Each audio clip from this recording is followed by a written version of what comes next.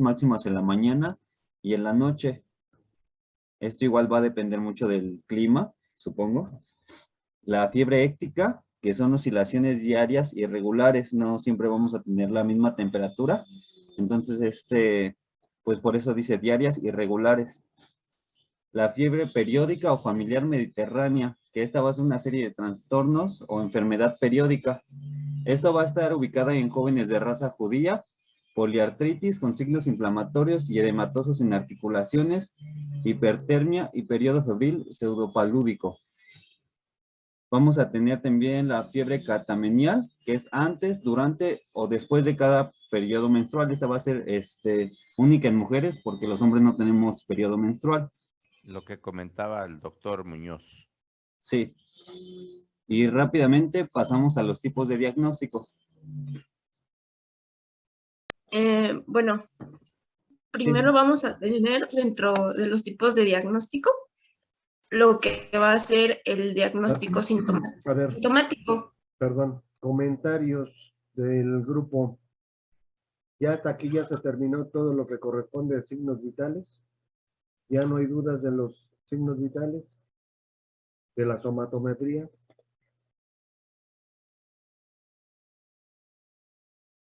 No, querido maestro, bueno, siquiera alguien me contestó por ahí.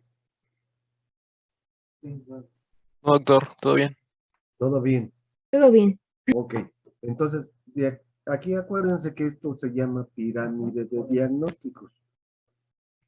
¿Cómo se hace una pirámide? Ahora se refiere que a veces las pirámides invierten, pero siempre la base es la que va a llevar mayor información que tenga. ¿Sí? ¿Qué pasa con esa pirámide? Es datos subjetivos, que es lo que nosotros vamos a interrogar al paciente, que vamos a hacer semiología y que vamos a preguntar y a preguntar y a preguntar los síntomas y no vamos a decir que no es cierto, que no tiene nada, porque es lo que nos va a referir el paciente. ¿Sí? Entonces, estos datos subjetivos no es igual que cuando hagamos nosotros el diagnóstico signológico, que yo ya puedo ver y corroborar que en realidad está teniendo un cambio celular ese paciente. ¿Sí? Entonces, de aquí vemos de lo simple a lo complejo. Y en lo complejo va a terminar con uno o con dos. Por eso la situación de la inversión de la... A ver, ahorita para que me vean. Para que vean mi mano.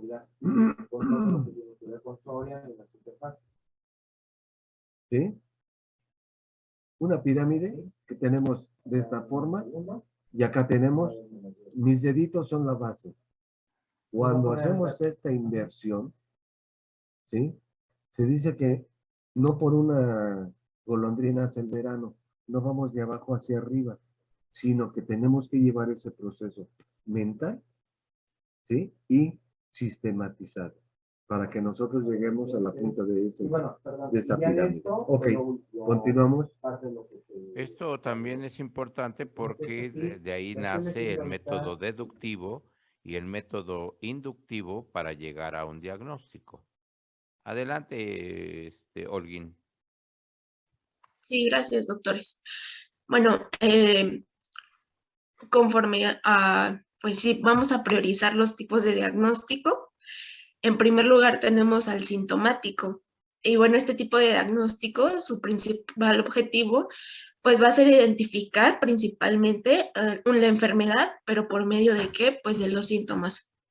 Recordemos que los síntomas, pues va a ser la parte del diagnóstico que nosotros como médicos, pues no vamos a poder medir, es decir, no va a ser como algo tangible. Y pues a través de estos vamos a poder llegar al diagnóstico. Después tenemos el diagnóstico signológico, que bueno, como su nombre lo dice como tal, pues es llegar a un diagnóstico a través de las manifestaciones tangibles o medibles, o bien la parte objetiva de pues nuestra medición de la enfermedad, que serían los signos.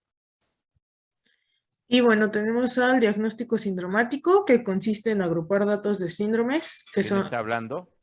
Ramírez Lozano. Ramírez Lozano. Laura. Ok. Sí. Aquí dame un minuto.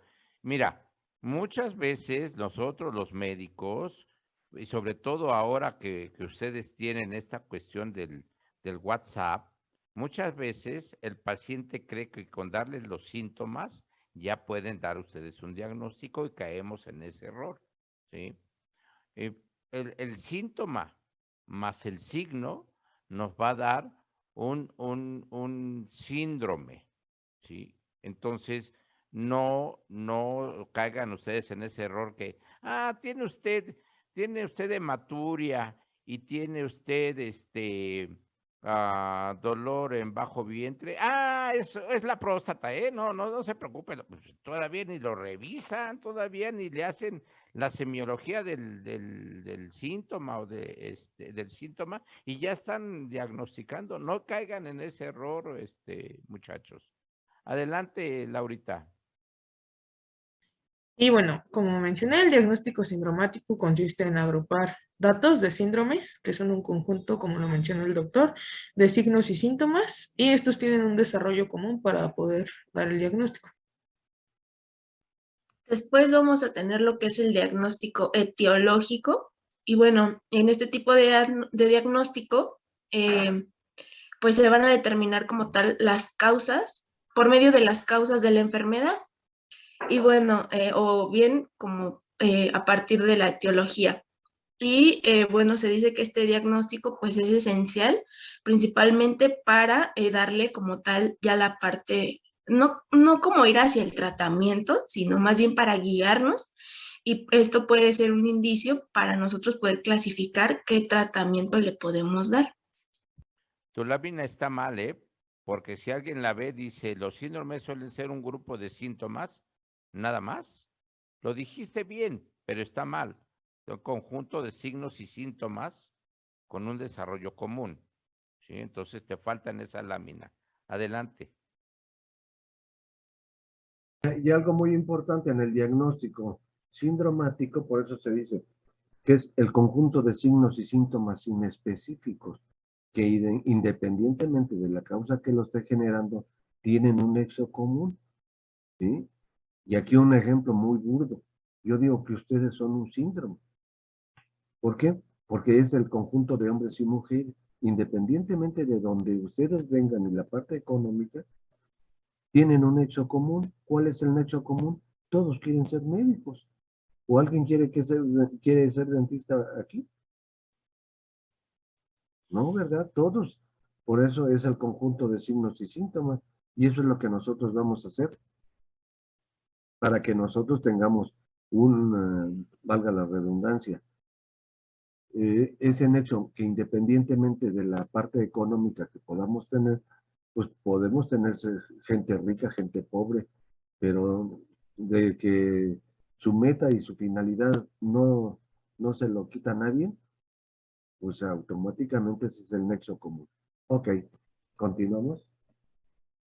Y bueno, también tenemos el diagnóstico patogénico. En este se menciona la forma en que el agente patógeno actúa para producir la enfermedad.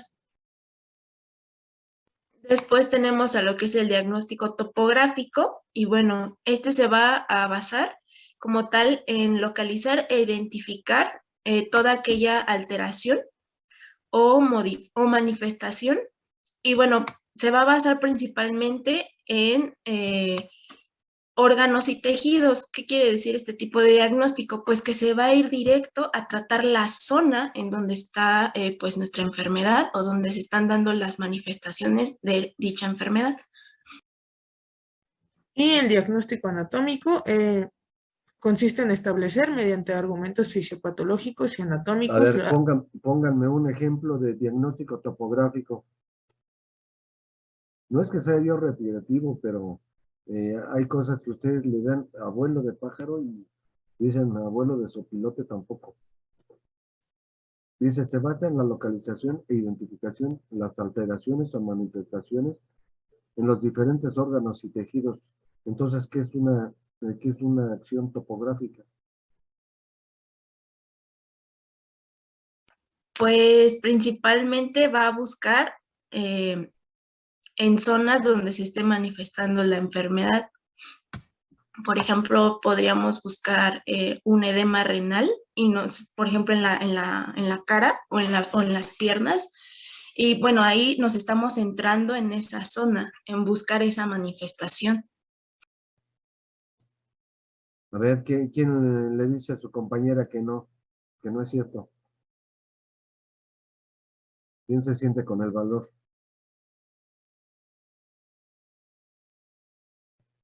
Porque esto va muy agarradito de la mano con el diagnóstico anatómico. Aquí viene nada más algo importante en el caso Bueno, de- se basa en analizar por zonas.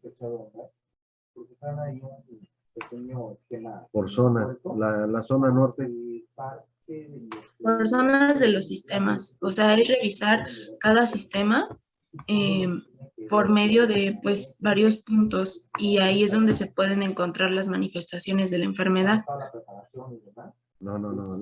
Topográfico. Yo quiero saber qué es un área topográfica. Ajá, entonces traen, o sea, tienen que cuidar eso porque es algo que Vamos a suponer, le acaban de aventar una pedrada y le pegaron en la cabeza.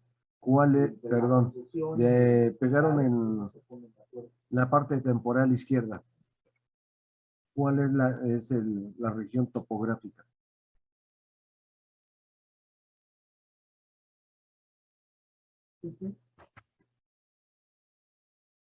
Pues sería como identificar anormalidades en el cuerpo, ¿no? Como puede ser un No, tumor o algo no, que no esté como en sigan. la zona. No me quieran dar vuelta. Yo ya les dije que le aventaron una piedra y le pegó en la parte temporal izquierda. ¿Cuál es la región topográfica? La parte temporal izquierda. ¿Sí? ¿Eso es toda la topografía? ¿O sería el cráneo? ¿En qué región anatómica le afectó? La temporal En izquierda. la parte temporal izquierda. Ya vieron como que de una parte amplia se va cortando a donde yo llego. Les puse ese ejemplo porque está muy burdo, pero les voy a poner otro más sencillo y lo van a comprender, que el abdomen, ¿sí? Dicen el estómago. ¿No es el estómago o es el abdomen? Porque si es el abdomen, yo lo voy a dividir en cuadrantes. Y puede ser en 4 cuadrantes o en 9 cuadrantes. Entonces, ¿cuál es la región topográfica? Abdomen. Y yo voy a hacer de esos cuadrantes, ¿en qué cuadrante se encuentra cada órgano, cada parte anatómica de ese cuerpo humano? Exacto. Que le digo, es que tiene una colitis, tiene inflamado bueno, tiene una gastritis. Colitis y gastritis son polos opuestos. ¿Dónde está el colon? Ah, pues en el cuadrante inferior derecho. ¿Y dónde está el estómago o dónde está la gastritis? Ah, pues en el cuadrante superior izquierdo o en el mesogastro. ¿Sí? Ustedes con eso ya se van orientando dónde están sospechando esa enfermedad. En la parte del cráneo fue la etiológica, la gente, ¿cuál era? La piedra. Aquí, etiológicamente, la región topográfica o anatómica, ¿cuál va a ser? ¿Cuál es la etiología de ese dolor? Ese les corresponde hacer la semiología porque no se los va a decir el paciente. Nada más va a referir el puro dolor. Y entonces ustedes van a interrogar y preguntan, para que ustedes lleguen al diagnóstico final. ¿Sí entendieron?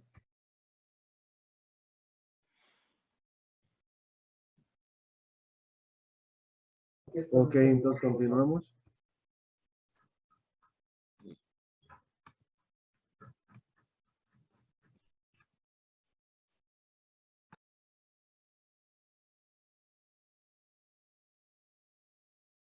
La siguiente, por favor.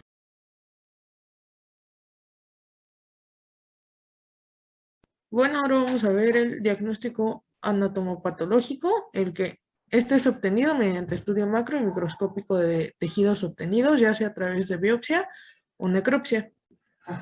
También tenemos el diagnóstico fisiopatológico.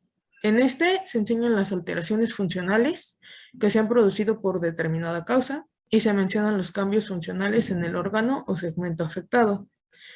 A Un ver, ejemplo, una pregunta.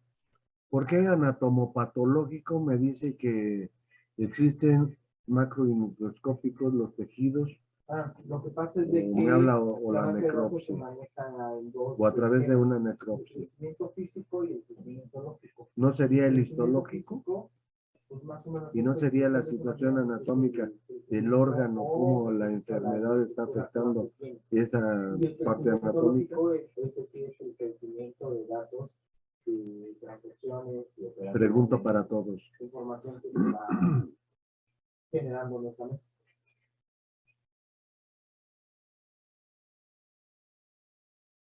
¿Cómo vamos a pasar a la situación microscópica de los tejidos? Para que puedan comprender ustedes una biopsia. ¿Qué cambios van tisulares en esos tejidos dejó esa enfermedad en ese órgano?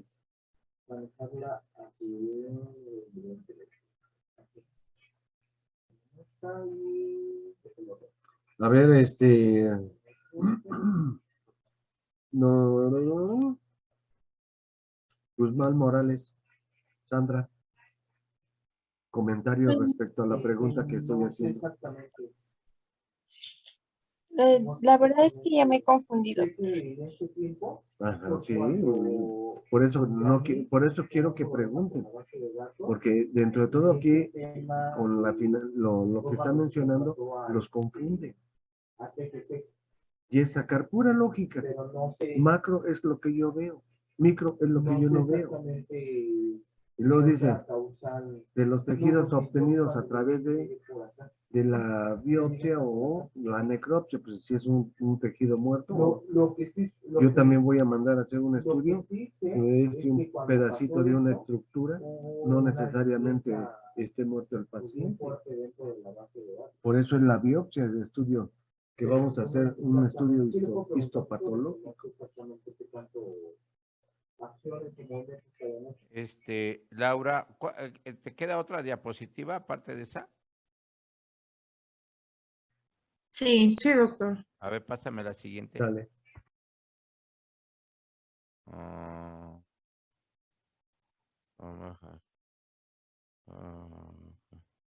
Ok, a ver, pásame la primera, por favor. Pásamela. A ver, Sandra, tú que has estado muy, muy calladita. Tú me vas a ayudar a llegar. ¿Sandra qué? Sandra Guzmán. Paola Guzmán Morales. A ver, manifiéstate. Aquí estoy, doctor. Te quiero ver, es que no te veo. Aquí, ¿ya me ve ahora? ¿No? Bueno, a ver, vamos a empezar. El día de hoy llega a tu consultorio un paciente que tiene tos con expectoración verdosa, fiebre, ataque al estado general, con mal estado general, desaliñado. La tos es de predominio nocturno. Es un paciente que tiene tabaquismo crónico. Y llega con estas características. Con tu diagnóstico sintomático, tú identificas que tiene tos y que tiene expectoración. Entonces tienes que hacerle la semiología a la tos. ¿Qué predominio tiene? ¿A qué horas se presenta con mayor intensidad? Que si viene asociada con dolor torácico o en la región posterior del tórax, si viene acompañada con insuficiencia respiratoria. Entonces, todos esos síntomas, tú haces un diagnóstico sintomático. Entonces ya, como decía el doctor Muñoz, pues es cuestión de lógica. pero no puedes empezar a decir, yo creo que trae una neumonía, ¿sí? Luego viene el diagnóstico signológico. En el diagnóstico signológico, tú ya le pides de favor que se retire su camisa y que vas a ver si tiene tiros intercostales, si tiene retracción gifoidea, si tiene, ¿cómo se llama? Respiración vicariante. ¿Qué es una respiración vicariante? Sandra. No recuerdo, doctor. ¿Alguien que le ayude? No. La respiración vicariante es cuando un pulmón se está moviendo más que el otro, ¿sí? Entonces, ya nosotros nos damos cuenta hacia dónde está la patología, ¿sí?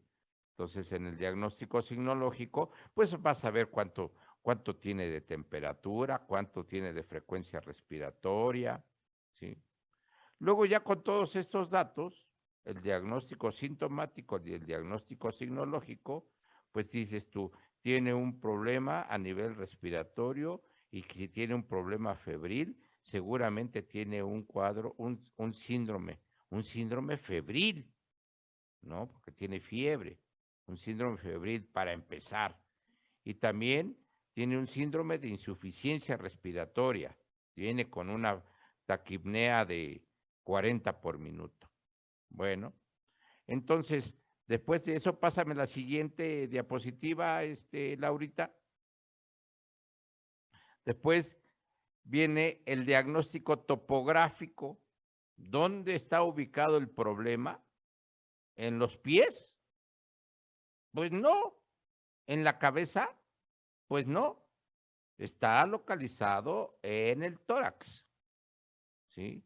Y en el tórax tenemos varios segmentos, varios lóbulos. Dime cuántos lóbulos tiene el pulmón derecho. Sandra. 3. 3. ¿Cuáles son? Ay, es que se me fue, sí me lo sé, espérame. Es superior, medio e inferior, ¿no? Ok. ¿Y el izquierdo? Nada más son 2. Sí. A ver. Galindo, Cruz, el izquierdo, ¿cuántos tiene? El izquierdo son 2, superior e inferior. Ajá, perfecto, perfecto. Entonces, ya vamos a ponernos en el diagnóstico topográfico. Pues está en el pulmón. Bueno, y por las características donde lo revisé en la signología, pues parece que está en el lóbulo medio, ¿verdad? En el lóbulo medio. Después viene la siguiente, Laurita, la siguiente diapositiva. Viene el diagnóstico fisiopatológico, ¿sí? A ver, este paciente tiene insuficiencia respiratoria, lo veo cianótico, lo veo polipneico.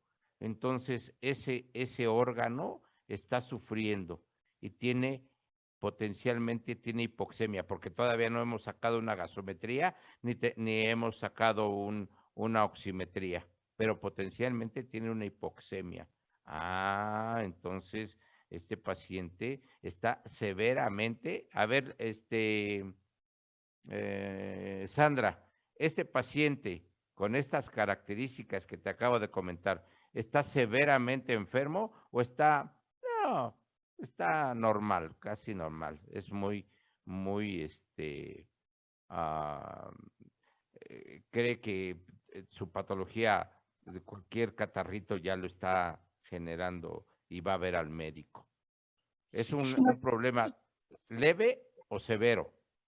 Yo siento que sería más severo, ¿no? Bueno, me inclinaría más por ese lado. Porque tu diagnóstico fisiopatológico está generando que ese órgano está insuficiente, ¿sí? Luego viene el diagnóstico, regrésale, Laurita. el diagnóstico, entonces es el siguiente. La siguiente diapositiva.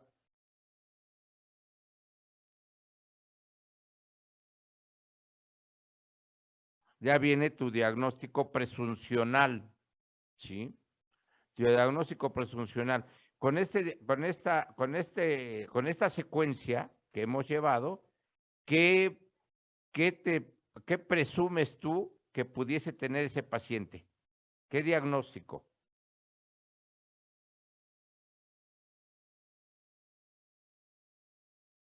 A ver, ayúdale, Donado Concepción.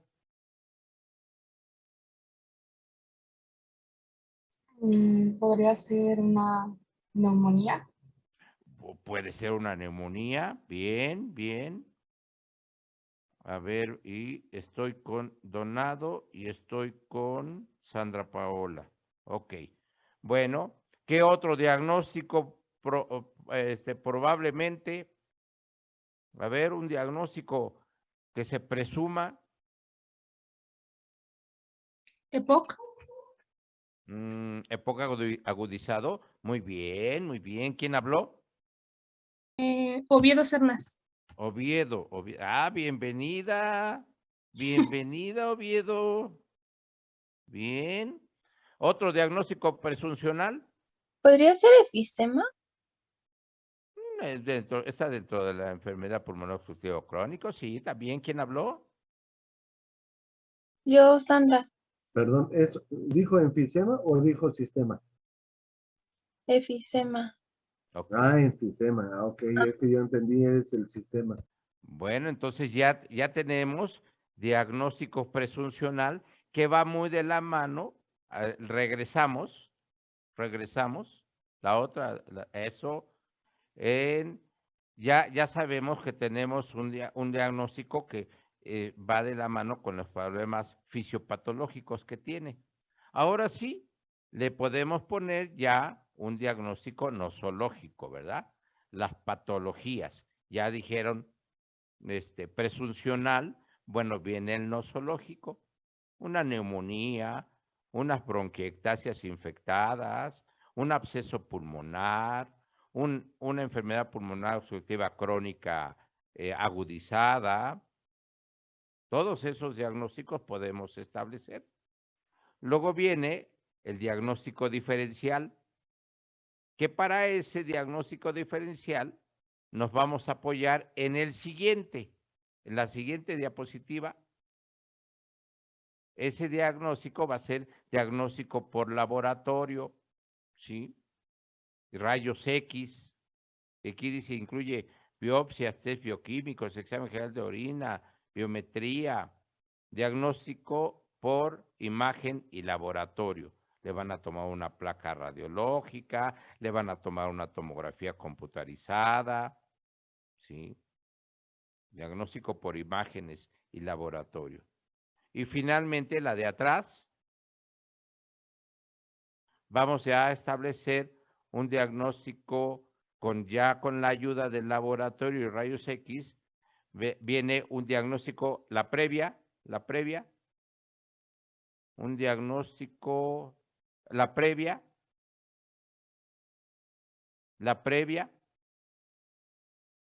etiológico. Tiene una neumonía por neumococo, ¿sí?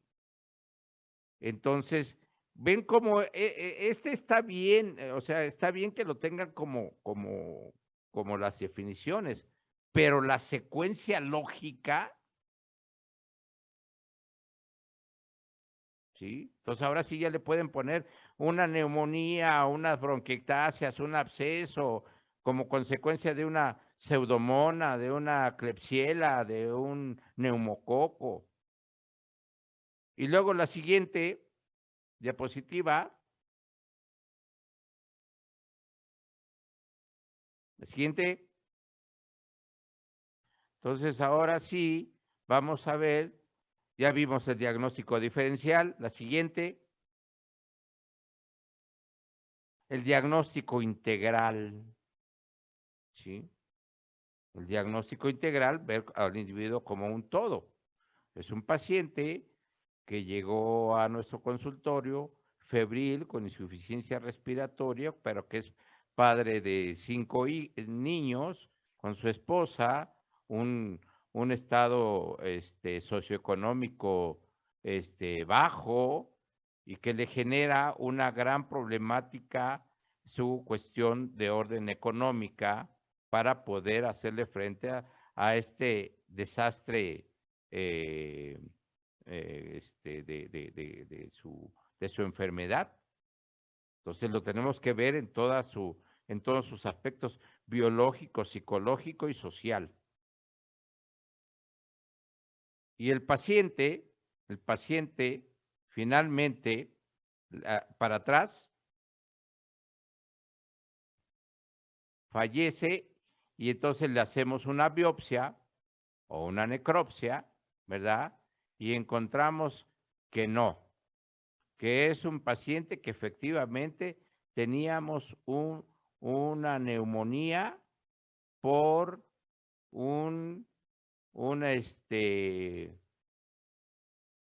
por un germen, como es una pseudomonas aeruginosa resistente a penicilina, a beta-lactámicos y a carbapenémicos. Porque ya lo vimos, porque no funcionó el paciente con los antibióticos que le dimos, y en el estudio histopatológico encontramos que tuvo una afectación por pseudomonas multiresistente. Con esta evolución, les quiero decir que está bien la cuestión de los términos que tienen ustedes en la pantalla, pero tiene que ser de una manera lógica. Entonces, empezamos. La primera, por favor. Entonces, primero, los síntomas. Luego, los signos. Ya podemos establecer apenitas un diagnóstico sindromático. Luego, la siguiente. Ya nos ubicamos en dónde está el problema. Un diagnóstico topográfico. Luego, vamos para adelante. Un diagnóstico fisiopatológico. Luego viene un diagnóstico nosológico. Luego, al mismo tiempo, un diagnóstico diferencial. La siguiente. Ahí podemos establecer también un diagnóstico presuncional. Luego, como ya no nos da más, el 80% de esto ya lo alcanzamos con este ejercicio. Ahora sí nos ayudamos de diagnóstico de laboratorio y diagnóstico por imagen. Con estas dos auxiliares, regresamos y ya tenemos un diagnóstico para atrás, un diagnóstico etiológico, ¿sí? Para adelante, el patógeno que ahí también está, ¿sí? Ya sabemos en el cultivo de expectoración que salió, y adelante.